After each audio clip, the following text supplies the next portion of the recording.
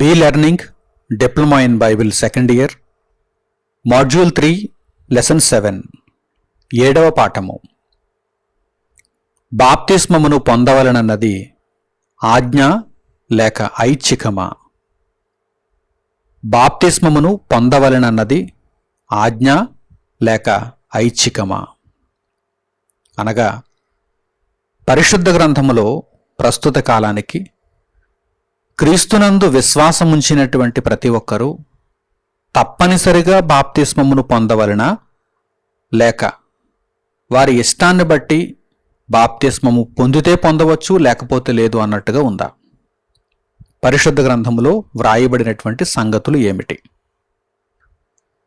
బాప్తిస్మమును ప్రతి ఒక్కరూ పొందవలనని దేవుడు ఆజ్ఞాపించాడా లేక లేదా? ఈ విషయాన్ని ఇప్పుడు మనము ఈ పాఠ్యాంశము ద్వారా సవివరముగా తెలుసుకుందాం. అపోస్తలుడైన పౌలు గారు దేవుని వాక్యమును ప్రచురిస్తూ ఒకానొక సందర్భంలో ఈ పాఠానికి సంబంధించినటువంటి ఒక చక్కని వాక్య భాగమును పరిశుద్ధాత్మ ప్రేరణతో తెలియజేశారు. ప్రారంభములో ఆ వాక్య భాగం దగ్గరకు మనం వెళదాం. అపోస్తలుల కార్యములు 17వ అధ్యాయము 30వ వాక్యాన్ని చూడండి. అపోస్తలుల కార్యములు 17వ అధ్యాయము 30వ వాక్యం. ఆ అజ్ఞాన కాలములను దేవుడు చూచి చూడనట్టుగా ఉండెను. పూర్వకాలము, మొదటి కాలము, ప్రారంభ కాలము అజ్ఞాన కాలముగా పేర్కొనబడింది. లోకపరముగా కూడా పూర్వకాలము అజ్ఞాన కాలము, ప్రస్తుత కాలము ఆధునిక కాలముగా, జ్ఞానము కలిగిన కాలముగా పరిగణింపబడుతోంది. దైవికముగా కూడా ఆధ్యాత్మికముగా కూడా పూర్వకాలము, పురాతన కాలము, అజ్ఞాన కాలము. ఆ అజ్ఞాన కాలములను దేవుడు చూచి చూడనట్టుగా ఉండెను. అంటే మనుషులకు కఠినమైనటువంటి నిబంధనను దేవుడు ఈ విషయంలో ఇవ్వలేదు. ఆజ్ఞపూర్వకముగా దేవుడు అందరికీ ఈ విషయాన్ని అప్పుడైతే చెప్పలేదు, పూర్వకాలములో అయితే చెప్పలేదు. అయితే మరి ఇప్పుడు దేవుడు ఆజ్ఞను ఏమైనా ఇచ్చాడా? ప్రపంచ మానవులందరికీ దేవుని యొద్ద నుండి ఆజ్ఞ ఏమైనా బయలుదేరిందా? చూడండి, ఇప్పుడైతే అంతటను అందరును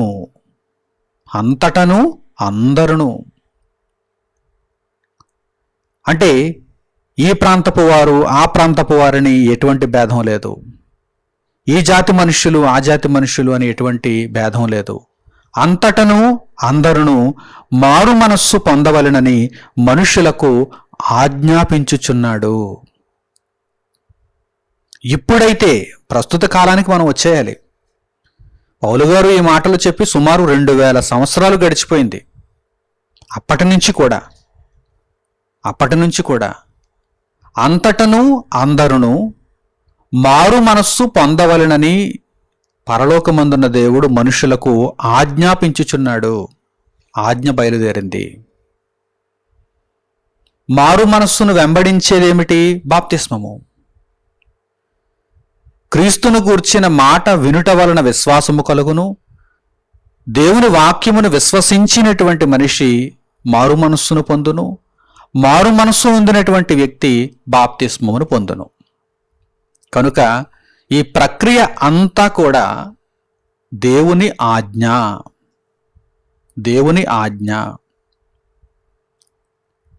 ఇప్పుడైతే అంతటను అందరును మారు మనస్సు పొందవలెనని దేవుడు మనుషులకు ఆజ్ఞాపించుచున్నాడు. ఆజ్ఞ బయలుదేరిపోయింది.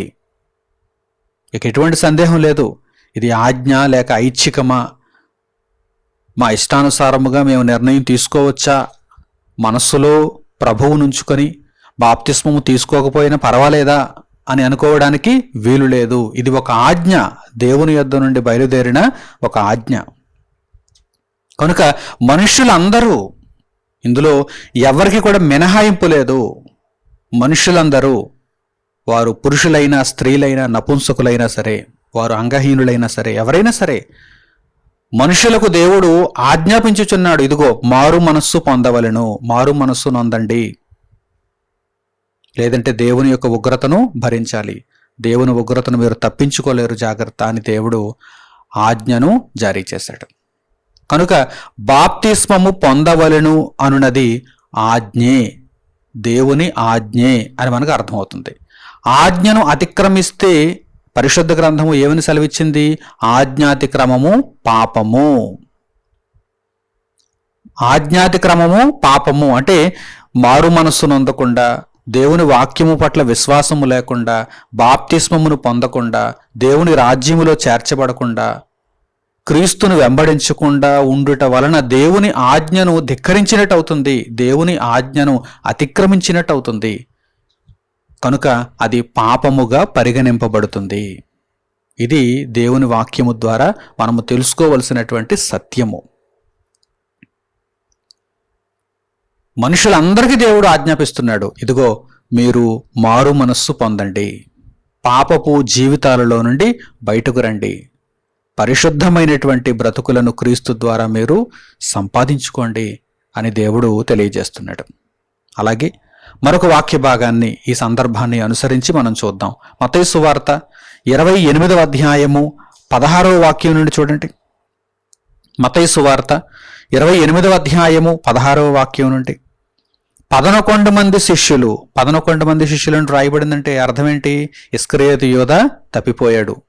ఇస్కరియోతు యూదా తన యొక్క అపోస్తలత్వమును కోల్పోయాడు, పోయి ఉరిపెట్టుకున్నాడు. ఇక మిగిలినది అపోస్తలులుగా 11 మంది.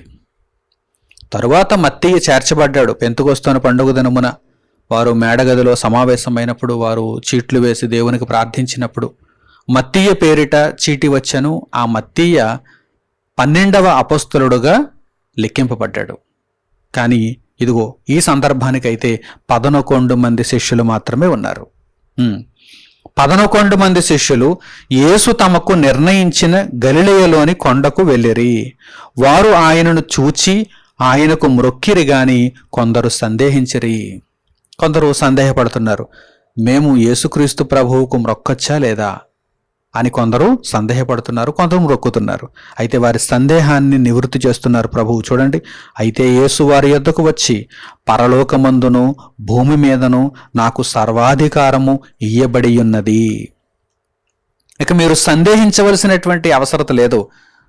నేను శిలువ మరణమును జయించాను, మరణము నా ముందు బోసిపోయింది, మరణమును నేను జయించాను, మరణపు ముళ్ళును నేను విరిచేశాను, ఇదిగో పునరుత్థానుడనై తిరిగి లేపబడ్డాను, నేను నిరంతరము జీవించువాడను, తండ్రి నాకు భూమి మీద పరలోకములో కూడా సర్వాధికారాన్ని ఇచ్చేశాడు, సర్వాధికారాన్ని అనుగ్రహించేశాడు.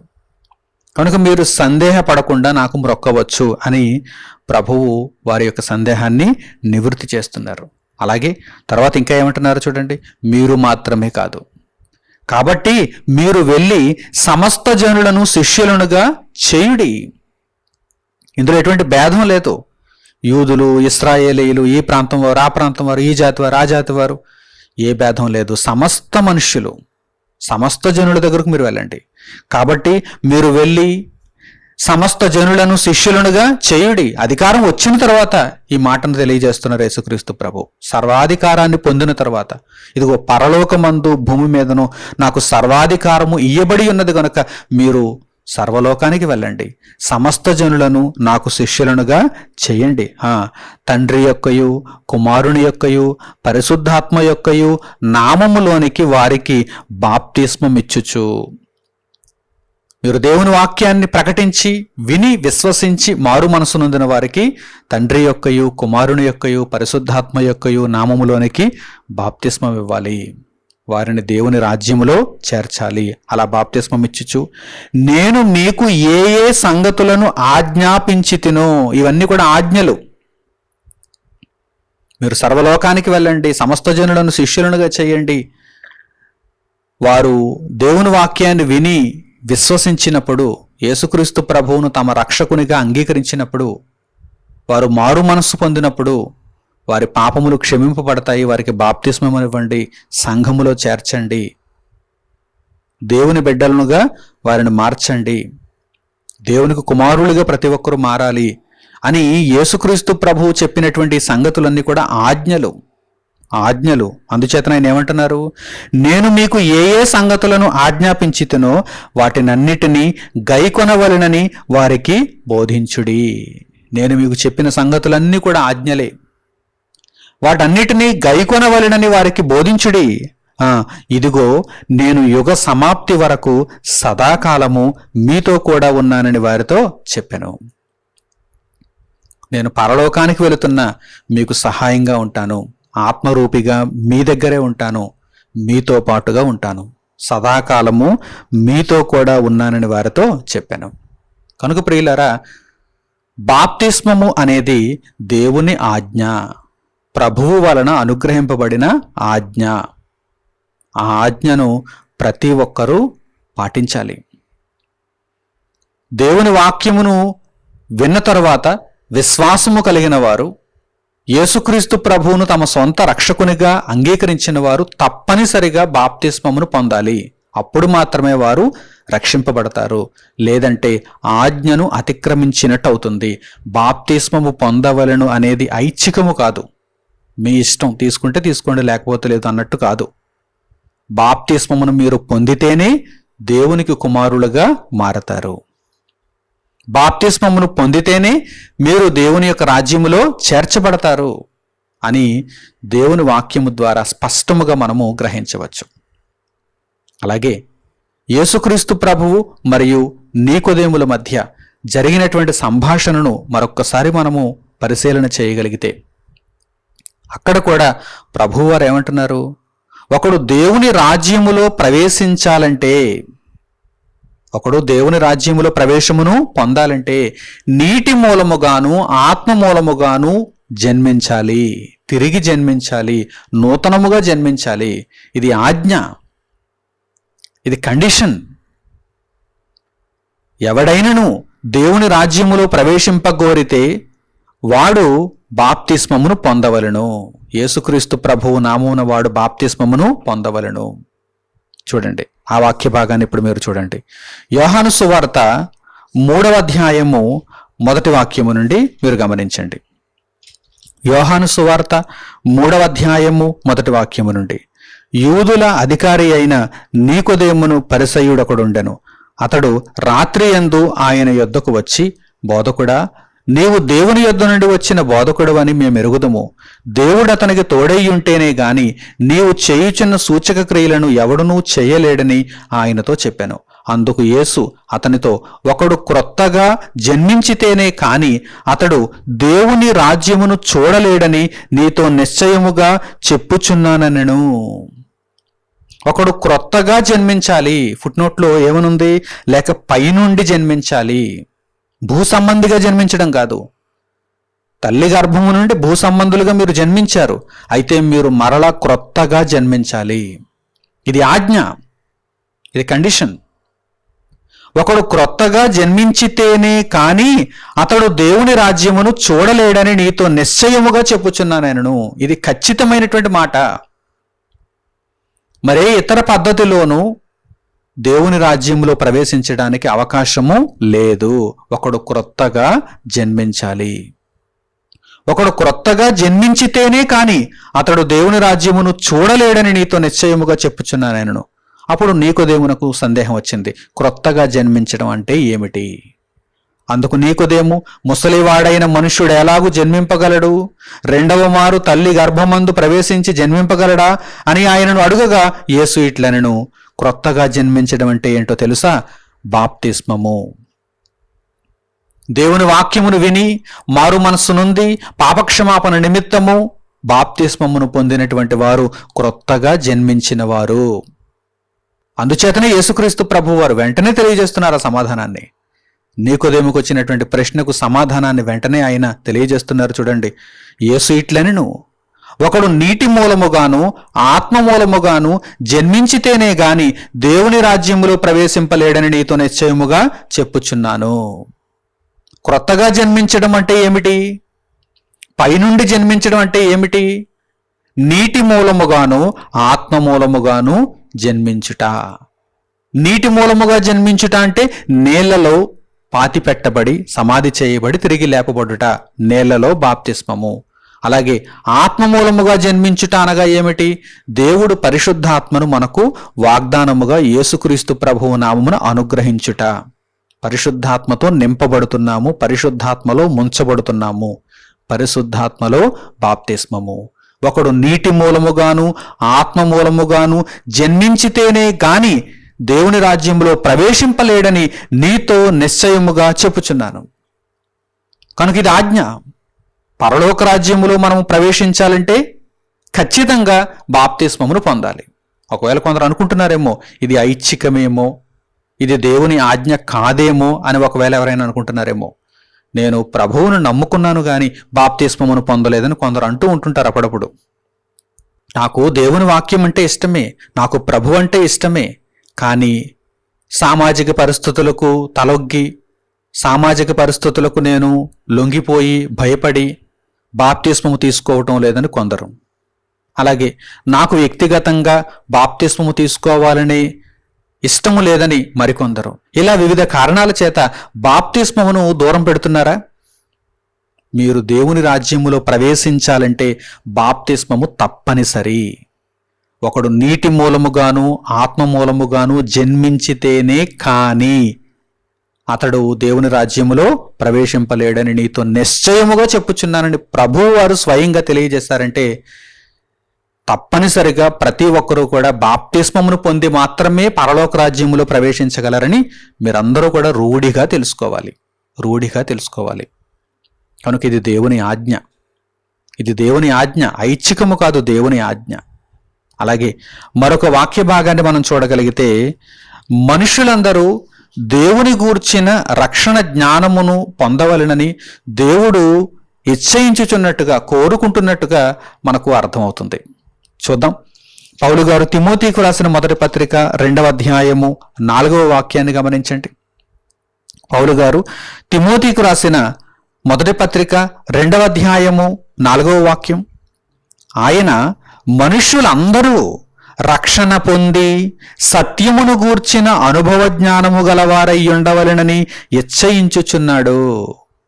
పరలోకమందున్న దేవుని యొక్క కోరిక ఏమిటంటే మనుష్యుల్లో ఏ ఒక్కరూ కూడా తప్పిపోకూడదు, అందరూ కాపాడబడాలి, అందరూ రక్షింపబడాలి.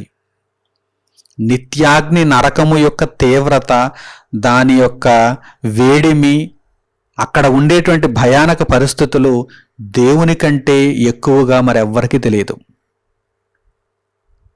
నిర్ణయించినవాడు, సృష్టించినవాడు ఆయన గనుక ఆయనకు బాగా తెలుసు. నిత్యాగ్ని నరక వేదన ఎలా ఉంటుందో ఆయనకు బాగా తెలుసు. కనుక ఆయన యొక్క కోరిక ఎలా ఉందంటే మీలో ఏ ఒక్కరూ కూడా ఆ నిత్యాగ్ని నరకంలో పడిపోకూడదు, ఆ నిత్య వేదనలోనికి వెళ్ళిపోకూడదు. కనుక మీ మనస్సులను దేవుని వాక్యమునకు మీరు లోపరచండి. మీ ఇష్టానుసారంగా మీరు మాట్లాడటం కాదు, వెర్రవీగిన దుష్టత్వముతో మీరు బ్రతకడం కాదు, అపవాది మోసములో మాయలో మీరు ఉండిపోవడం కాదు. ఇదిగో దేవుని వాక్యాన్ని స్పష్టముగా గ్రహించండి. మీకు సత్యమును గూర్చిన అనుభవ జ్ఞానము కలుగుతుందని దేవుడు తెలియజేస్తున్నాడు. ఇలా ఎంతమంది రక్షణ పొందాలని దేవుడు కోరుకుంటున్నాడు? మనుషులందరూ రక్షణ పొందితే బాగుండని దేవుని యొక్క ఆలోచన. చూడండి, ఆయన మనుషులందరూ రక్షణ పొంది సత్యమును గూర్చిన అనుభవ జ్ఞానము గలవారై ఉండవలనని నిశ్చయించుచున్నాడు. కొందరు నాశనం అయిపోవాలి, కొందరు మాత్రమే పరలోకానికి రావాలని దేవుని యొక్క ఆలోచన ఏం కాదు. అందరూ కాపాడబడాలి, అందరూ రక్షణ పొందాలి. కనుక బాప్తిస్మము ద్వారా రక్షణ పొందే అవకాశం ఉన్నది. అందరూ దేవుని వాక్యమును విని విశ్వాసం ఉంచి ప్రభువును రక్షకునిగా అంగీకరించి మారు మనస్సు నుండి బాప్తిస్మము పొందగలిగితే అది ఎంతో ఆనందదాయకమైనటువంటి విషయం. ఏ ఒక్కరూ నశించిపోకూడదు, అందరూ కాపాడబడాలి అనేటువంటి ఆలోచన దేవునికి ఉంది. దేవుని ఆత్మ కలిగినటువంటి నాబోటి దైవజనులకు ఉంది, దేవుని సేవకులకు ఉంది, దేవుని ప్రజలకు అటువంటి ఆలోచనే ఉంది. కానీ కొందరు విభేదిస్తారు, కానీ కొందరు దేవుని వాక్యమును విడిచి వెళ్ళిపోతారు, కొందరు దేవుని వాక్యాన్ని అడ్డగిస్తారు, దూషిస్తారు. అయినా కానీ ప్రేమ కలిగి సత్యము చెప్పుచు క్రీస్తు వలె ఉండుటకు అన్ని విషయములలో ఎదుగుచున్నటువంటి మనము దేవుని యొక్క చిత్తమును నెరవేర్చుకుంటూ ముందుకు వెళుతున్నాం. ప్రియులారా, రక్షణ పొందవలెను, బాప్తిస్మము ద్వారా మనుషులు రక్షణ పొందవలెను అనేది దేవుని యొక్క ఆజ్ఞ. దేవుని యొక్క ఆజ్ఞ. ఆ ఆజ్ఞను అతిక్రమిస్తే పరలోకము రాదు, నిత్య జీవములో ప్రవేశము దొరకదు. పరిశుద్ధ గ్రంథము నుండి ఈ విషయమై ఇంకా లోతులకు వెళ్ళి మనం ఆలోచన చేయగలిగితే, దేవుని కుమారుడైన యేసుక్రీస్తు శరీరధారిగా ఈ భూమి మీదకి వచ్చారు కదా, ఆయనే బాప్తిస్మము పొందారు. బాప్తిస్మము పొందవలెను అనున్నది దేవుని ఆజ్ఞో లేక ఐచ్ఛికమో ఈ సందర్భాన్ని బట్టి మీకు అర్థమైపోవాలి. అసలు ఆయన బాప్తిస్మము పొందవలసిన అవసరం లేదు. అదే ఆశ్చర్యాన్ని, అదే సందేహాన్ని బాప్తిస్మమిచ్చి యోహాను కూడా అక్కడ కలిగి ఉన్నాడు. ప్రభువును ప్రశ్నిస్తున్నాడు, ప్రభువా, నీవు నా చేత బాప్తిస్మము పొందడానికి వచ్చావా? నీవు నీళ్ళలో కాదు, పరిశుద్ధాత్మలో అగ్నిలో కూడా బాప్తిస్మం ఇయ్యగలవు కదా. నీవు దేవుని అద్వితీయ కుమారునివి కదా. నీ చేత నేను బాప్తిస్మం పొందాలి, నా చేత నీవు బాప్తిస్మము పొందడానికి నీళ్ళలోనికి వచ్చావేంటి అని యేసుక్రీస్తు ప్రభువును యోహాను గారు అడుగుతున్నారు. ఆ సందర్భానికి మనం వెళదాం. యేసుక్రీస్తు ప్రభువు బాప్తిస్మము యొక్క ప్రాధాన్యత, ప్రాముఖ్యత ఎంత ఉన్నతమైనదో తెలియజెప్పుటకు తాను కూడా బాప్తిస్మమును పొంది అనేకులకు ఒక మార్గదర్శిగా కనిపిస్తున్నారు, ఒక మాదిరిగా కనిపిస్తున్నారు. చూడండి, మత్తయి సువార్త 3వ అధ్యాయము 13వ వాక్యం నుండి. మత్తయి సువార్త 3వ అధ్యాయము 13వ వాక్యం నుండి ఈ సందర్భాన్ని మీరు చక్కగా గమనించండి. ఆ సమయమున యోహాను చేత బాప్తిస్మము పొందుటకు యేసు గలిలయ నుండి యొర్దాను దగ్గరనున్న అతని యొద్దకు వచ్చెను. అందుకు యోహాను, నేను నీ చేత బాప్తిస్మము పొందవలసిన వాడనయ్యుండగా నీవు నా యొద్దకు వచ్చుచున్నావా అని ఆయనను నివారింపజూచెను. అడ్డుకుంటున్నాడు. వద్దు ప్రభువా, నేను నీ దగ్గర బాప్తిస్మం తీసుకోవాలి, నేను నీ చేత బాప్తిస్మమును పొందాలి, నీవు నా దగ్గరకు బాప్తిస్మమును పొందడానికి వచ్చావా?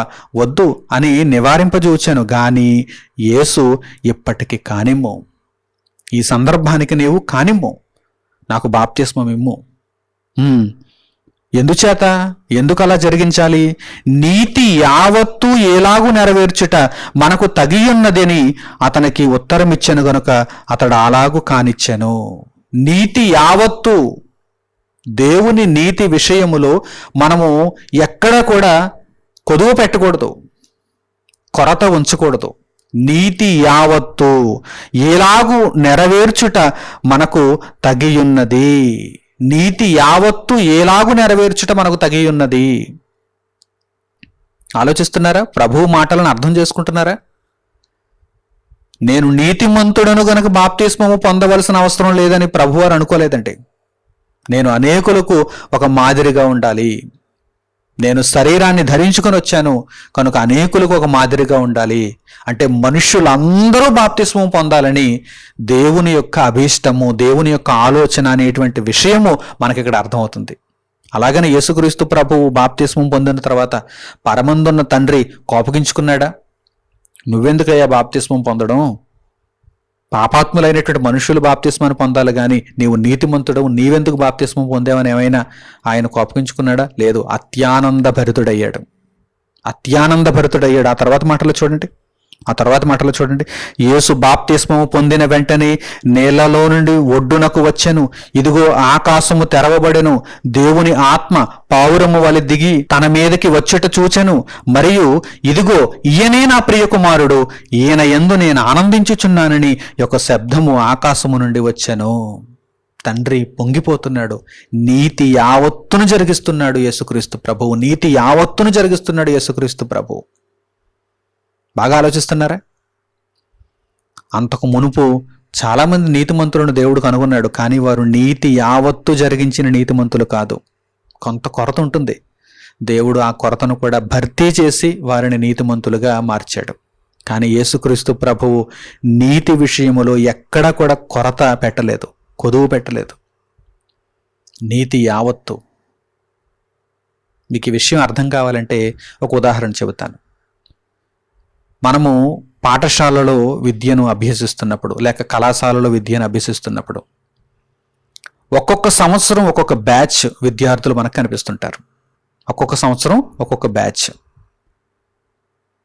2020 ఒక బ్యాచ్, 2021 ఒక బ్యాచ్, 2022 ఒక బ్యాచ్, 2023 ఒక బ్యాచ్, 2024 ఒక బ్యాచ్, 2025 ఒక బ్యాచ్. ఇలా బ్యాచ్ల వారీగా మనకు విద్యార్థులు కనిపిస్తూ ఉంటారు. విద్యార్థులు బ్యాచ్ల వారీగా కనిపిస్తూ ఉంటారు. ఒక్కొక్క బ్యాచ్లో ఒక్కొక్క ఫస్ట్ మార్క్ వస్తూ ఉంటుంది. ఒక పాఠశాలలో కావచ్చు, కళాశాలలో కావచ్చు, స్కూల్ ఫస్ట్, లేదంటే కాలేజ్ ఫస్ట్, యూనివర్సిటీ ఫస్ట్. ఒక్కొక్క బ్యాచ్లో ఒక్కొక్కరికి ఫస్ట్ ర్యాంక్ వస్తూ ఉంటుంది, ఫస్ట్ మార్క్. ఈ ఫస్ట్ ర్యాంక్ వచ్చినటువంటి విద్యార్థికి కావచ్చు, విద్యార్థినికి కావచ్చు, మార్కులలో వేరియేషన్ ఉంటుంది. ఒక్కొక్క బ్యాచ్కి మరో బ్యాచ్కి మరో బ్యాచ్కి మరో బ్యాచ్కి వేరియేషన్ ఉంటుంది. అంటే 2020 బ్యాచ్ తీసుకున్నాం అనుకోండి, ఆ సంవత్సరం ఆ బ్యాచ్లో ఫస్ట్ ర్యాంక్ అనగానే 100 మార్కులకు 95 మార్కులు వచ్చి ఉండొచ్చు. పర్సంటేజ్ మనం తీసుకోగలిగితే 95% మార్క్స్కి ఆ బ్యాచ్లో ఆ సంవత్సరం ఫస్ట్ ర్యాంక్ వచ్చేసింది అనుకుందాం. 95%, ఇంకా అంతకు మించి ఎవరికి రాలేదు. 95% ఈజ్ ద ఫస్ట్ మార్క్. 2021 బ్యాచ్కి వచ్చేసరికి 96% రావచ్చు, 96% రావచ్చు. ఆ సంవత్సరం వారిది ఫస్ట్ ర్యాంక్. 2022కి వచ్చేసరికి పేపర్ కొంచెం టఫ్గా ఉండి ఉండొచ్చు, 90% వచ్చి ఉండొచ్చు, 90% మార్క్స్. ఆ సంవత్సరానికి అదే ఫస్ట్ మార్క్, అదే ఫస్ట్ ర్యాంక్. 2023కి వచ్చేసరికి మరలా ఆ మార్క్స్ మారిపోతాయి. 2024 మరలా మార్క్స్ మారిపోతాయి. ఎవరికైతే ఎక్కువ మార్క్స్ వచ్చాయో ఆ మార్క్స్ని పరిగణలోకి తీసుకొని అది ఫస్ట్ ర్యాంక్ అంటారు, అది ఫస్ట్ మార్క్ అంటారు. యేసుక్రీస్తు ప్రభువు కాలములో ఆయన నీతిని యావత్తు నెరవేర్చాడంటే ఆయన 100%, ఆయన 100% ఫస్ట్ ర్యాంక్. మరి అంతకు ముందు కూడా నీతిమంతులు ఉన్నారు. నోవహును దేవుడు నీతిమంతుడు అన్నాడు. అబ్రాహాము దేవుని నమ్ముటను బట్టి నీతిమంతుడు అన్నాడు. అబ్రాహాము గారి కాలంలో బిలో 100%, ఎంతో కొంత కొదువు ఉంది. వారు ఏదో ఒక విషయంలో తప్పులు చేసి ఉండొచ్చు, కానీ దేవుడు వాటిని పరిగణనలోనికి తీసుకోకుండా ఆ తరములో వారే దేవుని దృష్టిలో నీతిమంతులు. 100కి 90 వచ్చి ఉండొచ్చు, 100కి 85 వచ్చి ఉండొచ్చు, కానీ అదే ఫస్ట్ మార్క్. దేవుడు నీతిమంతులు అన్నాడు, నీతిమంతులు అన్నాడు, నీతిమంతులు అన్నాడు. కానీ యేసుక్రీస్తు ప్రభు దగ్గరకు వచ్చేసరికండి 100%. నీతి యావత్తు. ప్రభు మనస్సు ఎలా ఉందంటే నేను దేవుని దగ్గర 100% మార్కులు కొట్టాలి.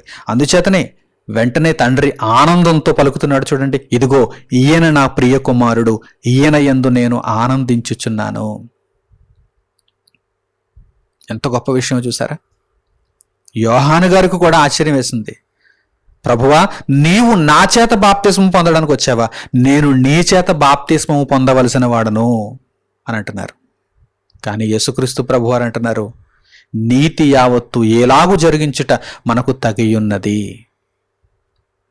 భవిష్యత్తులో ఏ ఒక్కరూ కూడా పొరపాటును కూడా అనుకోకూడదు, ఇదిగో బాప్తిస్మము అనేది దేవుని ఆజ్ఞ, అది ఐచ్ఛికమని ఎవరు అనుకోకూడదు, ఇది దేవుని ఆజ్ఞ. నాకు కొన్ని ఇబ్బందికరమైనటువంటి పరిస్థితులు ఉన్నాయి, నా కుటుంబంలో ఇబ్బందికరమైన పరిస్థితులు ఉన్నాయి, వ్యక్తిగతంగా నాకు కొన్ని ఇబ్బందికరమైన పరిస్థితులు ఉన్నాయి, సామాజికంగా కొన్ని ఇబ్బందికరమైన పరిస్థితులు ఉన్నాయి. నాకు ప్రభు అంటే చాలా ఇష్టం, దేవుని వాక్యాన్ని నేను హృదయపూర్వకంగా నమ్ముతున్నాను, ఈ విషయాలన్నీ దేవునికి తెలుసు, నేను బాప్తిస్మం పొందలేకపోతున్నాను అని మీరు అంటున్నారంటే మీరు పరలోక రాజ్యంలో ప్రవేశించలేరని కూడా మీరు తెలుసుకోవాలి. ఇష్టంగానే ఉండిపోతుంది, తర్వాత కష్టం మిగులుతుంది. దేవుని వాక్యం అంటే నాకు బాగా ఇష్టం అండి, యేసుప్రభు అంటే నాకు ఇంకా ఎక్కువ ఇష్టం అండి, కానీ బాప్తిస్మం అంటే కష్టమండి అంటే ఈ ఇష్టం ఇలాగే మిగిలిపోతుంది. తర్వాత నరకమందు కష్టమే మీకు చివరకు ప్రాప్తిస్తుంది. కనుక ప్రియులారా, బాప్తిస్మము విషయంలో ఎక్కడా ఎవ్వరూ రాజీ పడడానికి వీలు లేదు. మీరు ప్రభువును విశ్వసించారా, బాప్తిస్మమును పొందవలసిందే. బాప్తిస్మము పొందకుండా ప్రభువును విశ్వసించామని చెప్పడానికే వీలు లేదు. ఎందుకంటే ప్రభువును విశ్వసించడం అంటే ఆయన చెప్పిన ప్రతి మాటను నెరవేర్చడం. ఆయనే బాప్తిస్మమును పొంది మనకు ఒక మాదిరిని చూపించారు, ఒక ఉదాహరణగా నిలిచారు. కనుక యేసుక్రీస్తు ప్రభువునందు విశ్వాసం ఉంచినటువంటి ప్రతి ఒక్కరూ కూడా బాప్తిస్మమును పొందవలెను, బాప్తిస్మమును పొందవలెను. యోహాను గారికి దేవుడు బాప్తిస్మం ఇచ్చేటువంటి అవకాశాన్ని ఇచ్చాడు. బాప్తిస్మమునకు ప్రారంభికుడు యోహాను గారు, బాప్తిస్మం ఇచ్చి యోహాను. ఈ బాప్తిస్మం ఇచ్చి యోహాను గారు ఇచ్చే బాప్తిస్మము దేవుని సంకల్పమును రాయబడింది పరిశుద్ధ గ్రంథంలో. అంతే తప్ప అది ఐచ్ఛికము కాదు. మీకు ఇష్టం ఉంటే మీరు బాప్తిస్మమును పొందండి, లేదంటే లేదు అన్నట్టుగా అక్కడ దేవుడు చెప్పటం లేదు. ఇది నా సంకల్పము అన్నాడు దేవుడు, ఇది నా సంకల్పము. ఆ దేవుని సంకల్పమును మీరు నిరాకరిస్తే మీరు దేవుని ఆజ్ఞను ధిక్కరించిన వారు అవుతారు, పాపము చేసిన వారు అవుతారు. కనుక దేవుని యొక్క సంకల్పమును నిరాకరింపకుండానట్లు చూచుకొనడి. బాప్తిస్మము ద్వారా మీరు దేవుని రాజ్యమును స్వతంత్రించుకునే అవకాశం ఉన్నది. చూడండి ఆ వాక్య భాగాన్ని ఇప్పుడు మీరు గమనించండి. లూకాసు వార్త 7వ అధ్యాయము 29వ వాక్యం నుండి మీరు చూడండి. లూకాసు వార్త 7వ అధ్యాయము 29వ వాక్యము నుండి, ప్రజలందరూ సుంకరులను యోహాను బోధ విని అతడిచ్చిన బాప్తిస్మము పొందిన వారై దేవుడు న్యాయవంతుడని ఒప్పుకొనిరి గాని పరిసయ్యులను ధర్మశాస్త్రోపదేశకులను అతని చేత బాప్తిస్మము పొందక తమ విషయమైన దేవుని సంకల్పమును నిరాకరించరి. ఇదిగో మనకు కనిపిస్తున్నారు చూడండి అటువంటి వారు. యోహానంటే ఇష్టమే, యోహాను మాటలంటే ఇష్టమే, కానీ బహిరంగముగా అందరి ముందు బాప్తిస్మం తీసుకుంటే వీరు పరువు ఏమైపోతుందో అనేటువంటి పిచ్చి భ్రమలో ఉండిపోయారు వారు, తప్పుడు ఆలోచనలు ఉండిపోయారు వారు. రేపొద్దుట మా మాట ఎవరు వింటారనేటువంటి భయాందోళనలతో వారు నిండిపోయారు. కనుక వారు బాప్తిస్మమును నిరాకరించారు అంటే దేవుని సంకల్పమును నిరాకరించారు. యోహాను బాప్తిస్మమును వారు పొందలేదు. అలా పొందని వారై దేవుడు న్యాయవంతుడని ఒప్పుకోలేకపోయారు, దేవుని సంకల్పమును వారు నిరాకరించారు. మరి ఎవరు ఒప్పుకున్నారు? ఇదిగో ప్రజలలో సుంకరులుగా ఉన్నటువంటి వారు, తక్కువ స్థాయికి చెందిన వారుగా పిలువబడుతున్నటువంటి వారు, వారు ఎంతో ఆనందముతో దేవుడు మాకు ఇచ్చినటువంటి గొప్ప అవకాశం అని భావించి యోహాను బోధ విని బాప్తిస్మమును పొందారు. దేవుడు న్యాయవంతుడు అని ఒప్పుకున్నారు. దేవుని సంకల్పమును వారు ఆహ్వానించారు, నెరవేర్చారు. కానీ పరిసయ్యులు, ధర్మశాస్త్రోపదేశకులు వీరు మాత్రం దేవుని సంకల్పమును నిరాకరించారు, బాప్తిస్మమును పొందకుండా మిగిలిపోయారు. అంటే రక్షణకు వారు దూరమైపోయారు. మరో వాక్య భాగంలో మనకి ఏమని కనిపిస్తుందో తెలుసా? బాప్తిస్మం ఇచ్చి యోహాను ఇచ్చినటువంటి బాప్తిస్మము పరలోకము నుండి కలిగినది, మనుషుల నుండి కలిగినది కాదు. అంటే యోహాను గారు తన ఇష్టము చొప్పున బాప్తిస్మమును ప్రవేశపెట్టారనుకుంటున్నారా? కాదు, పరలోకము నుండి కలిగినటువంటి కార్యక్రమం అది. దేవుని ఆజ్ఞ. చూడండి మత్తయి సువార్త 21వ అధ్యాయము 23వ వాక్యం నుండి మీరు చూడండి. మత్తయి సువార్త 21వ అధ్యాయము 23వ వాక్యం నుండి, ఆయన దేవాలయములోనికి వచ్చి బోధించుచుండగా ప్రధాన యాజకులను ప్రజల పెద్దలను ఆయన యొద్దకు వచ్చి, ఏ అధికారము వలన నీవు ఈ కార్యములు చేయుచున్నావు? ఈ అధికారం ఎవడు నీకు ఇచ్చెనని అడుగగా యేసు, నేనును మిమ్మును ఒక మాట అడుగుదును, అది మీరు నాతో చెప్పిన ఎడల నేనును ఏ అధికారము వలన ఈ కార్యములు చేయుచున్నానో అది మీతో చెప్పుదును. యోహాను ఇచ్చిన బాప్తిస్మము ఎక్కడ నుండి కలిగినది? చెప్పండి, మీరు సమాధానం చెప్పండి అని యేసుక్రీస్తు ప్రభువారు అడుగుతున్నారు. యోహాను ఇచ్చిన బాప్తిస్మము ఎక్కడ నుండి కలిగినది? పరలోకము నుండి కలిగినదా, మనుష్యుల నుండి కలిగినదా అని వారిని అడిగాను. వారు ఆలోచించుకుంటున్నారు. మనము పరలోకము నుండి అని చెప్పితిమా? పరలోకము నుండే కలిగినది. పరలోకము నుండి అని చెప్పామా? ఆయన అలాగైతే మీరెందుకు అతని నమ్మలేదని మనలను అడుగును. మనుష్యుల వలనని చెప్పితిమా? జనులకు భయపడుచున్నాము. అందరూ యోహానును ప్రవక్త అని ఎంచుచున్నారని తమలో తాము ఆలోచించుకొని మాకు తెలియదని యేసునకు ఉత్తరమిచ్చరి. అందుకు ఆయన, ఏ అధికారము వలన ఈ కార్యములు నేను చేయుచున్నానో అదియు మీతో చెప్పను. చూసారా, యోహాను ఇచ్చిన బాప్తిస్మము పరలోకము నుండి కలిగినది. ఆ విషయాన్ని వారు ఒప్పుకోలేకపోతున్నారు. ఎందుకు ఒప్పుకోలేకపోతున్నారు? వారు బాప్తిస్మమును పొందలేదు కనుక. వారు బాప్తిస్మమును పొందలేదు గనక యోహానును నమ్మలేదు వారు. అలాగని ఆ మాటను ధైర్యంగా ప్రజలందరి ఎదుట చెప్పగలిగినటువంటి పరిస్థితుల్లో ఉన్నారా? లేదు. ప్రజలకు భయపడిపోతున్నారు, పిరికి పందలు. కనుక ప్రియులారా, వ్రాయబడినటువంటి మనము నేర్చుకున్నటువంటి ఈ సంగతులన్నింటి ద్వారా, ఈ సందర్భాలన్నింటి ద్వారా మనకు అర్థమయ్యేటువంటి ఒక గొప్ప విషయం ఏంటంటే, బాప్తిస్మము దేవుని ఆజ్ఞ. మనుషులందరూ బాప్తిస్మమును పొంది పరలోక రాజ్యములో ప్రవేశించాలనేటువంటి విషయము దేవుని ఆజ్ఞగా పరిశుద్ధ గ్రంథములో కనిపిస్తోంది. కనుక ఇక ఇందులో మరో మాట ఉండడానికి అవకాశం లేదు, మరో ఆలోచన ఉండడానికి అవకాశం లేదు. ఏ ఒక్కరికి కూడా మినహాయింపు లేదు. పరలోక రాజ్యములో ప్రవేశించడానికి ఇంకే ఎటువంటి పద్ధతి లేదు. యేసుక్రీస్తు ప్రభువు నామమునందు విశ్వాసముంచి వారు బాప్తిస్మము నొందితేనే పరలోక రాజ్యములో ప్రవేశించడానికి వారికి వీలు కలుగుతుంది. అయితే ఎంత చెప్పినా కానీ కొంతమంది ఇంకా విభేదిస్తూ ఉంటారు. దేవుని వాక్యమును బోధిస్తున్నటువంటి వారిలో కూడా కొంతమంది అబద్ధ బోధకులు ఉంటారు. అసత్య బోధలు కొన్ని బయలుదేరుతూ ఉంటాయి. అటువంటి అసత్య బోధలలో ఇది ఒకానొకటి. ఏమిటది? మీరు మీ హృదయములో యేసుక్రీస్తు ప్రభువును నమ్ముకుంటే చాలు, బాప్తిస్మం పొందవలసిన అవసరం లేదు, మీరు క్రైస్తవులు అయిపోతారు, మీరు దేవుని యొక్క రాజ్యాన్ని స్వతంత్రించుకుంటారని ఒక తప్పుడు బోధ బయలుదేరిపోయింది. ఏ వాక్యాన్ని ఆధారం చేసుకుని మనము 100 ఆధారాలు చూపించినా వారికి అర్థం కానటువంటి, వారు అపార్థం చేసుకున్నటువంటి ఒక వాక్య భాగం దగ్గర వారు పట్టుకుని వేలాడిపోతారు. ఇక వారు ఎంత చెప్పినా వినరు. ఇప్పటికే మనం ఎన్నో సందర్భాలను చూపించాం, ఎందరో బాప్తిస్మము పొందినటువంటి ఆధారాలను మనం చూపించాం. అందరికీ రక్షణకర్త అయినటువంటి యేసుక్రీస్తు ప్రభువు కూడా నీతి యావత్తు జరిగించడానికి ఆయనే బాప్తిస్మమును తీసుకున్నట్టుగా కూడా మనం చూపించిన మరలా వారు ఇదిగో ఈ వాక్య భాగం ప్రకారం మేము బాప్తిస్మం పొందవలసిన అవసరం లేదు అని అంటూ ఉంటారు. ఇంతకీ ఏ వాక్య భాగం అది? వారు ఆ వాక్య భాగాన్ని ఎలా అపార్థం చేసుకున్నారో ఇప్పుడు మనము పరిశీలనగా తెలుసుకుందాం. ఆ వాక్యాన్ని ఎలా అర్థం చేసుకోవాలో కూడా ఇప్పుడు మనం నేర్చుకుందాం. పౌలు గారు రోమీయులకు రాసిన పత్రిక 10వ అధ్యాయము 9వ వాక్యం నుండి మీరు గమనించండి. పౌలు గారు రోమీయులకు రాసిన పత్రిక 10వ అధ్యాయము 9వ వాక్యం నుండి, అదేమనగా యేసు ప్రభువని నీ నోటితో ఒప్పుకొని దేవుడు మృతులలో నుండి ఆయనను లేపెనని నీ హృదయమందు విశ్వసించిన ఎడల నీవు రక్షింపబడుదువు. ఇక్కడ ఏమనుంది? యేసుక్రీస్తు ప్రభువు, యేసు నా ప్రభువు, నా రక్షకుడు అని నీ నోటితో ఒప్పుకొని, నీ నోటితో నీ ఒప్పుకొని, దేవుడు మృతులలో నుండి ఆయనను లేపెనని నీ హృదయమందు విశ్వసించిన ఎడల, ఈ రెండు కూడా బాప్తిస్మమునకు ముందు జరగాల్సినటువంటి కార్యక్రమాలు. నీ నోటితో యేసుక్రీస్తు ప్రభువును ఒప్పుకుంటున్నావు, యేసు ప్రభువు అని ఒప్పుకుంటున్నావు. దేవుడు మృతులలో నుండి ఆయనను లేపెనని నీ హృదయమందు విశ్వసిస్తున్నావు అనుకుందాం.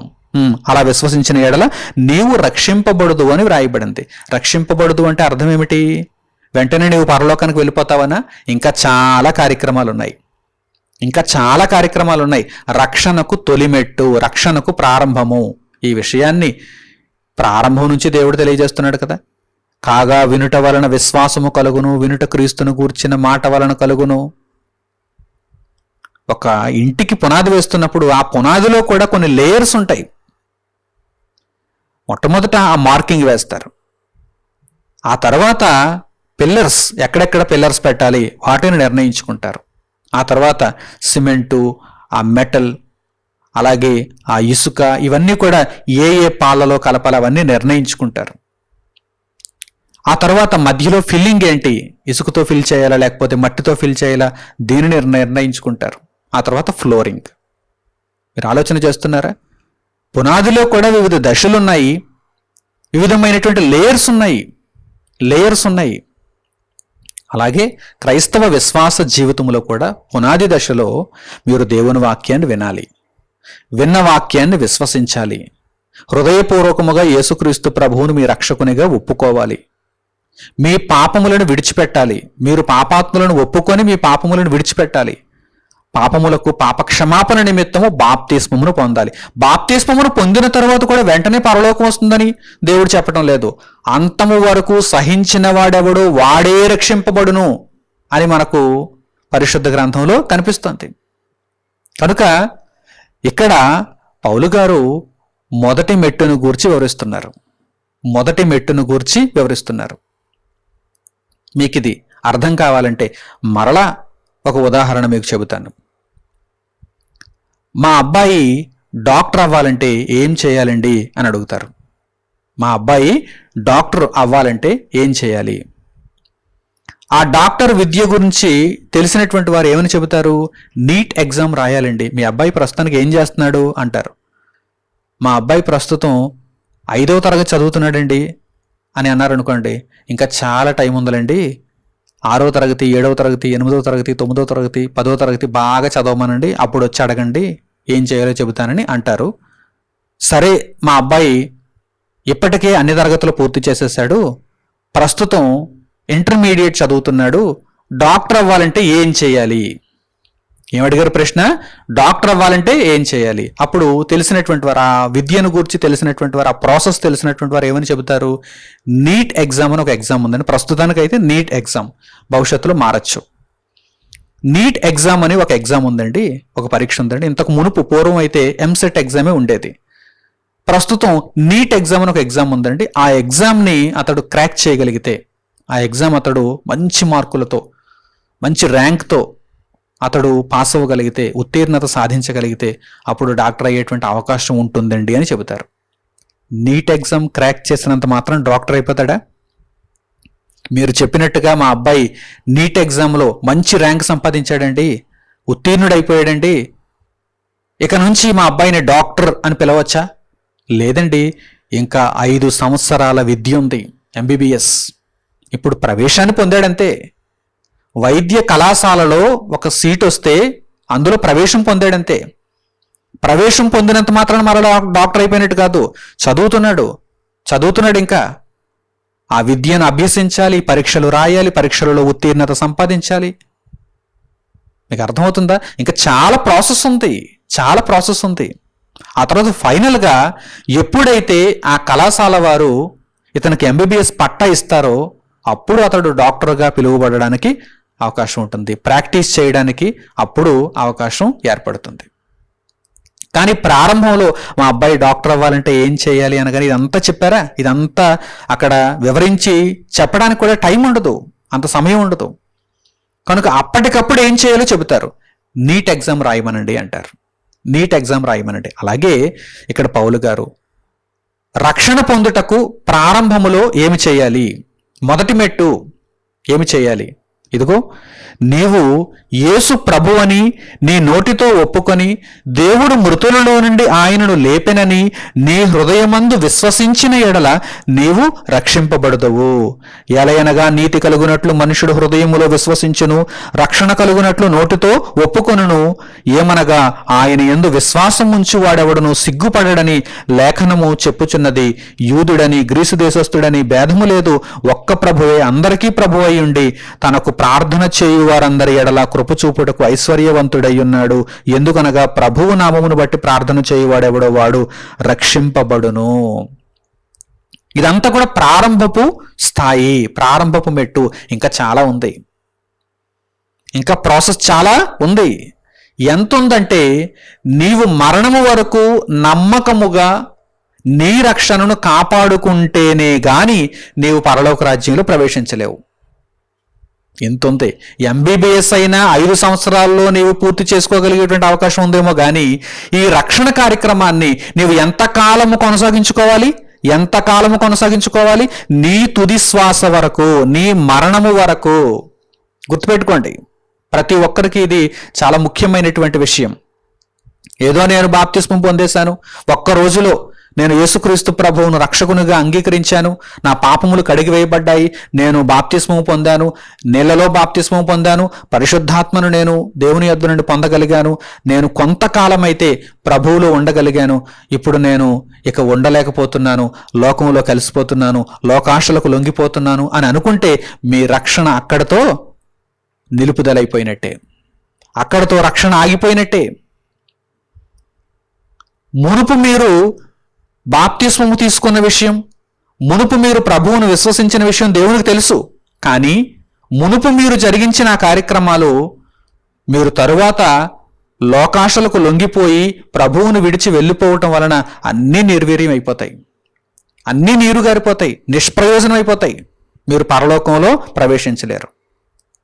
ఎంతుంది పరలోక రాజ్యంలో ప్రవేశించాలంటే. కనుక ప్రియులారా, ఇదంతా కూడా ప్రారంభపు మెట్టును గూర్చి పౌలు గారు తెలియజేస్తున్నారు. బాప్తిస్మమును పొందడానికి ముందు వినాలి కదా, దేవుని వాక్యాన్ని వినాలి, విశ్వసించాలి. దానిని గూర్చి ఇక్కడ తెలియజేశారు. ఈ వాక్య భాగాన్ని ఏదో మాకు దొరికేసింది అనుకున్నట్టుగా, ఒక అవకాశం దొరికేసింది అని వారు భావిస్తూ, అపార్థం చేసుకుంటూ, విశ్వసిస్తే చాలు, హృదయంలో నమ్ముకుంటే చాలు, మేము రక్షింపబడతామని అనుకుంటున్నారు. తప్పు. మీరు బాప్తిస్మమును పొందాలి. ఒకవేళ అదే నిజమైతే, మీరు అనుకున్న భావనే నిజమైతే, చెరసాల నాయకుడు అతని కుటుంబం ఎందుకు బాప్తిస్మం పొందారు? రాత్రివేళ ఆగడియలులోని పౌలు గారి చేతనే. పౌలు గారు అక్కడ చెరసాలలో వేయబడ్డారు కదా. పౌలు శీల దేవునికి కీర్తనలు పాడుచుండినప్పుడు ఆ చెరసాల పునాదులు అదిరిపోయాయి కదా, ఆ బంధకములు తెగిపోయాయి కదా. చెరసాల నాయకుడు తను తాను చంపుకొనబోయాడు కదా. ఆ పరిస్థితులలో పౌలు గారు అతనిని నివారించి దేవుని వాక్యాన్ని అతనికి బోధించినప్పుడు అతడు, అతని ఇంటివారు దేవుని వాక్యాన్ని విని ప్రభువునందు విశ్వాసం ఉంచి, వారు అప్పుడే విని వెంటనే ఎందుకు బాప్తిస్మమును పొందారు? బాప్తిస్మమును పొందడం అనేది దేవుని యొక్క ఆజ్ఞ. ఫిలిప్పు ఐథియోపియుడైనటువంటి నపుంసకునికి దేవుని వాక్యాన్ని వివరించిన తర్వాత వెంటనే వెళ్ళిపోవచ్చు కదా. బాప్తిస్మమును ఎందుకు ఇచ్చాడు? బాప్తిస్మమును ఎందుకు కోరుకున్నాడు నపుంసకుడు? బాప్తిస్మము పొందవలెనన్నది ఆజ్ఞ, దేవుని ఆజ్ఞ. పెంతుకొస్తున్న పండుగ దినమున పేతురు గారు ప్రసంగించినప్పుడు, మా హృదయాలు మారిపోయాయి, హృదయమందు ప్రభువును విశ్వసిస్తున్నాము అని అక్కడ ఉన్నటువంటి వారందరూ కూడా ఎందుకు వెనక్కి వెళ్ళిపోలేదు? ఇంచుమించు 3,000 మంది బాప్తిస్మమును పొంది ఎందుకు సంఘంలో చేర్చబడ్డారు? బాప్తిస్మం అనున్నది ఆజ్ఞ, దేవుని ఆజ్ఞ. కనుక అపార్థాలు చేసుకునేటువంటి వారు ఈ సందర్భాన్ని అర్థం చేసుకోవాలని నేను కోరుకుంటున్నాను. అర్థం చేసుకుంటే మీకే మంచిది, మీరే రక్షణలో ప్రవేశిస్తారు. బాప్తిస్మము పొందినంత మాత్రాన కూడా సరిపోదు. బాప్తిస్మము పొందడం అనేది ప్రారంభపు మెట్టు. ఆ ప్రారంభపు మెట్టు ఎక్కగలిగితేనే చివరి మెట్టు వరకు మనం వెళ్ళగలం. కనుక ఇది పునాది, ఇది మంచి ఆలోచనాత్మకమైనటువంటి పాఠం. ఈ విషయం అంతటిని మీరు అర్థం చేసుకోగలిగితే పరిపూర్ణ దశకు మీరు వెళ్ళి ఆ రక్షణను మీరు చివరి వరకు కాపాడుకోగలగటానికి అవకాశం ఉంటుంది. కనుక ఏమాత్రము సాతాను ప్రలోభులకు మీరు లొంగకుండా, వెలుగుదూత వేషము ధరించుకొని వచ్చి చేస్తున్నటువంటి అసత్య బోధలకు మీరు చెవినియ్యకుండా, దేవుని ఉన్నతమైనటువంటి సత్యమునకు మీరు తలదించి, దేవుడు చెప్పిన మాటలను మీరు అంగీకరించి దేవుని చిత్త ప్రకారము నడుచుకొనగోరిన వారైతే, దేవుని వాక్యమును విని విశ్వసించి ప్రభువును మీ రక్షకునిగా అంగీకరించి మీ నోటితో ఒప్పుకొని ప్రభువు మృతులలో నుండి లేపబడ్డాడని మీ హృదయములో పరిపూర్ణముగా విశ్వసించి మీ పాపములను విడిచిపెట్టి పాపక్షమాపణ నొంది నీళ్లలోను పరిశుద్ధాత్మలోను మీరు బాప్తిస్మమును పొందవలెను. ప్రభు అయిన యేసుక్రీస్తు నామమున మీరు బాప్తిస్మము పొంది ఆయనను మీరు ధరించుకొని ఇక మీదట చివరి శ్వాస వరకు కూడా ప్రభువు కొరకే మీరు బ్రతకవలెను. ఇది దేవుని యొక్క ఆలోచన, దేవుని యొక్క జ్ఞానము. మీరు కేవలము మేము విశ్వాసం ఉంచాము అంటే, విశ్వాసము ఎప్పుడు ఫలవంతమైనదవుతుంది? విశ్వాసము అనేటువంటి మాడ్యూల్లో మీకు ఆ విషయాన్ని నేను ప్రస్తావించాను. విశ్వాసము ఎప్పుడు ఫలవంతమైనదవుతుంది? క్రియలతో కూడినదిగా ఉన్నప్పుడు. విశ్వాసము ఎప్పుడు నిష్ఫలమవుతుంది? క్రియలు లేనప్పుడు. ఒకవేళ వీరన్నట్టే మాకు మనసులో విశ్వాసం ఉందండి, మేము బాప్తిస్మం పొందవలసిన అవసరం లేదనుకుంటున్నాము అని ఒకవేళ వారన్నట్టే అనుకుంటే, మరలా దేవుని వాక్యం మరొక చోట ఏమని తెలియజేస్తోంది? క్రియలు లేని విశ్వాసము మృతము. బాప్తిస్మం అనేది ఒక క్రియ, బాప్తిస్మం అనేది ఒక విశ్వాస సంబంధమైన క్రియ. నీవు నీటిలో ప్రవేశించాలి, నీటిలో నీవు పాతిపెట్టబడాలి, నీటిలో నుండి తిరిగి లేపబడాలి. పరిశుద్ధాత్మను దేవుడు నీకు యేసుక్రీస్తు ప్రభువు నామమున అనుగ్రహిస్తాడు. ఆ వరమును నీవు పొంది దేవుని కొరకు నీవు పరిశుద్ధముగా జీవించాలి. ఇది క్రియ, విశ్వాస సంబంధమైన క్రియ. నేను నోటితో ఒప్పుకున్నానండి, నేను హృదయమందు విశ్వసించానండి, అక్కడితో సరిపోతుందండి అని అనుకుంటే నీ విశ్వాసము మృతమైనదవుతుంది. యాకోబు రాసిన పత్రిక 2వ అధ్యాయము 20వ వాక్యం నుండి చూడండి. యాకోబు రాసిన పత్రిక 2వ అధ్యాయము 20వ వాక్యం నుండి, వ్యర్థుడా, అటువంటి వారిని దేవుడు ఏమంటున్నాడు? వ్యర్థుడా అంటున్నాడు. బాప్తిస్మము పొందవలెను అని నేను చెప్పినది నా సంకల్పం అయితే, నా ఆజ్ఞ అయితే, నా ఇష్ట ప్రకారం పొందితే పొందుతాను, లేకపోతే లేదంటావా? వ్యర్థుడా, క్రియలు లేని విశ్వాసము నిష్ఫలమైనదని తెలుసుకొనగోరుచున్నావా? క్రియలు లేని విశ్వాసము నిష్ఫలము. నీవు మనసులో నేను నమ్ముకున్నాను, బాప్తిస్మం పొందను అంటే నీవు నిష్ఫలుడవు, నీ విశ్వాసము నిష్ఫలము. కావాలంటే ఉదాహరణలు చూడు. అబ్రహామును చూడు. మన పితరుడైన అబ్రహాము తన కుమారుడైన ఇస్సాకును బలిపీఠము మీద అర్పించినప్పుడు అతడు క్రియల వలన నీతిమంతుడని తీర్పు పొందలేదా? క్రియను చూపించాడు. ఇప్పుడు నీవు బాప్తిస్మమును చూపించాలి. ఆ తర్వాత దేవుని కొరకు నీవు బ్రతుకుచూ క్రియను చూపించాలి. కేవలం బాప్తిస్మం దగ్గర ఆగిపోయినా ఫలితం లేదు. ఒక్కరోజు కార్యక్రమం నీకు నిత్యత్వాన్ని ఇవ్వదు. నీ జీవిత కాలమంతా ఆ బాప్తిస్మమును నీవు కాపాడుకుంటూ ఉండాలి. నీ రక్షణను నీవు కాపాడుకుంటూ ఉండాలి. అదే దేవుని కొరకు విశ్వాసముతో కూడిన క్రియగా నీవు జరిగించవలసినటువంటి పని. అబ్రహామును నీవు చూచినప్పుడు అతడు కేవలము హృదయంలో విశ్వసించానులే, క్రియలతో పని లేదులే అని అనుకోలేదు. క్రియలతో అతని యొక్క విశ్వాసాన్ని చూపించాడు. విశ్వాసము అతని క్రియలతో కూడి కార్యసిద్ధి కలుగజేసననియు, క్రియల మూలముగా అతని విశ్వాసము పరిపూర్ణమైనదనియు గ్రహించుచున్నావు కదా. ఆ విషయాలన్నిటినీ చదువు, అర్థం చేసుకో. క్రియలు లేనప్పుడు నీ విశ్వాసము నిష్ఫలము. క్రియలతో కూడినదిగా నీ విశ్వాసము ఉన్నప్పుడు మాత్రమే అది కార్యసిద్ధి కలిగిస్తుంది, అది పరిపూర్ణమైనది అవుతుంది. కాబట్టి అబ్రాహాము దేవుని నమ్మెను, అది అతనికి నీతిగా ఎంచబడెను అను లేఖనము నెరవేర్చబడెను, మరియు దేవుని స్నేహితుడని అతనికి పేరు కలిగెను. అబ్రహాము దేవుని నమ్మడం అంటే ఏమనుకుంటున్నారు మీరు? కేవలం హృదయంలో నమ్ముకున్నాను సరిపోయింది అనుకుంటున్నారా? దేవుడు అబ్రహామును నీతిమంతునిగా ఏ విషయంలో ఎందుచేత ఎంచాడో మీకు తెలుసా?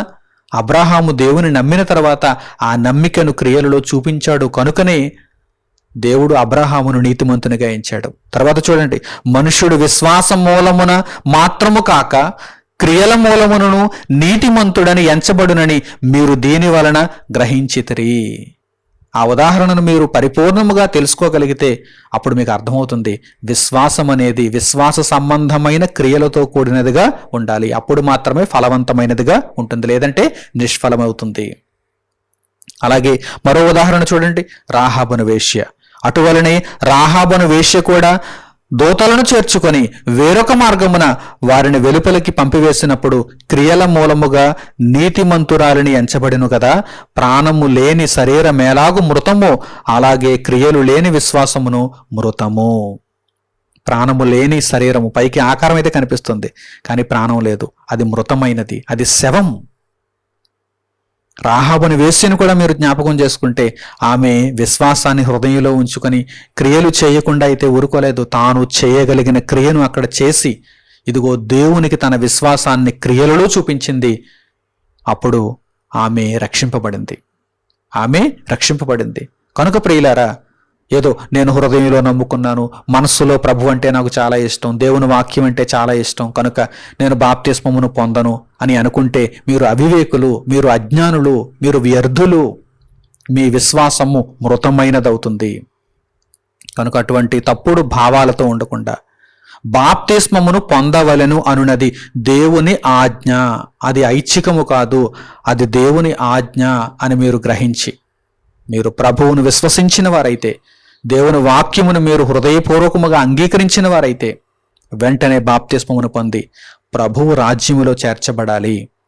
ఆ బాప్తిస్మమును, ఆ రక్షణను, ఆ విశ్వాసమును మీరు అంతము వరకు, అనగా మీ తుది శ్వాస వరకు, ప్రభువు రాకడ వరకు కాపాడుకోవాలి. ఈ పాఠ్యాంశము మీ అందరిలో మంచి మార్పును తీసుకుని వచ్చి దేవుని యొక్క ఆజ్ఞకు లోబడే విధముగా మిమ్మల్ని అందరినీ చక్కగా దేవుని మార్గములో నడిపించగలదని హృదయపూర్వకముగా కోరుకుంటూ ఇంతటితో ఈ పాఠమును నేను ముగిస్తున్నాను. మన తండ్రి అయిన దేవుని ప్రేమ, మన రక్షకుడైన యేసుక్రీస్తు వారి కృప, పరిశుద్ధాత్ముని అన్యోన్య సహవాసము మనందరికీ సదాకాలము తోడై మనలను నడిపించునుగాక. ఆమేన్. తండ్రి అయిన దేవునికి ప్రార్థనలో ఏకీభవించండి. పరలోకమందున్న మా కన్న తండ్రి, ఉన్నతమైనటువంటి సంగతులను ఈ పాఠ్యాంశము ద్వారా మీరు మాకు నేర్పించారు. బాప్తిస్మము పొందవలెనన్నది మీ ఆజ్ఞ అని మేము సవివరముగా తెలుసుకున్నాము. ఇందులో మరొక ఆలోచనే లేదు. అయినను తండ్రి, తప్పుడు బోధలు విస్తృతమగుచున్నటువంటి సందర్భాలలో మీ జ్ఞానమును ఉన్నతముగా ఖండితముగా నేర్పించవలసినటువంటి బాధ్యత ఉన్నది కనుక తండ్రి, మీ చిత్తమును బట్టి ఈ పాఠ్యాంశమును మీ జ్ఞానపు వెలుగులో మీరు అనుగ్రహించినటువంటి కృప చొప్పున తెలియచేయుటకు, అనేకులకు ప్రకటించుటకు మీరు ఇచ్చినటువంటి అవకాశమును బట్టి మీకు కృతజ్ఞతాస్తుతులు తండ్రి.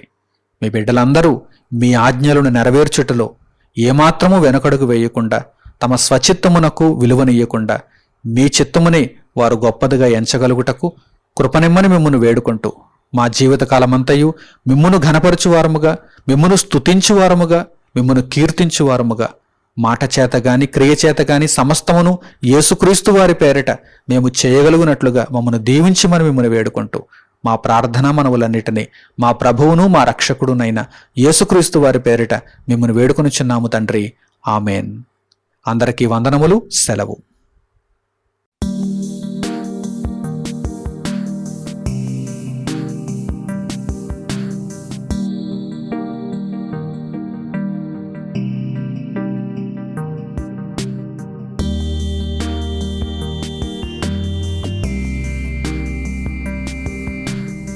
సహోదరులు మణికుమార్ గారు ప్రసంగించిన ఎన్నో ఆత్మ సంబంధమైన సంగతులను ఉచితముగా వీక్షించుటకు మా యూట్యూబ్ ఛానల్స్ ను తప్పక దర్శించండి.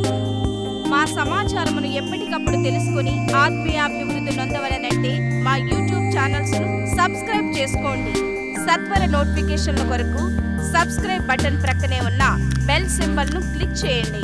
మరిన్ని వివరములకు మీరు సంప్రదించవలసిన మా ఫోన్ నెంబర్స్ 8978414178 మరియు 8333927666. ధన్యవాదములు. ఈ కార్యక్రమమును అనేక మందికి పరిచయం చేయగలరని ఆశిస్తున్నాము. ప్రభువైన యేసుక్రీస్తు పేరిట మీకు శుభములు.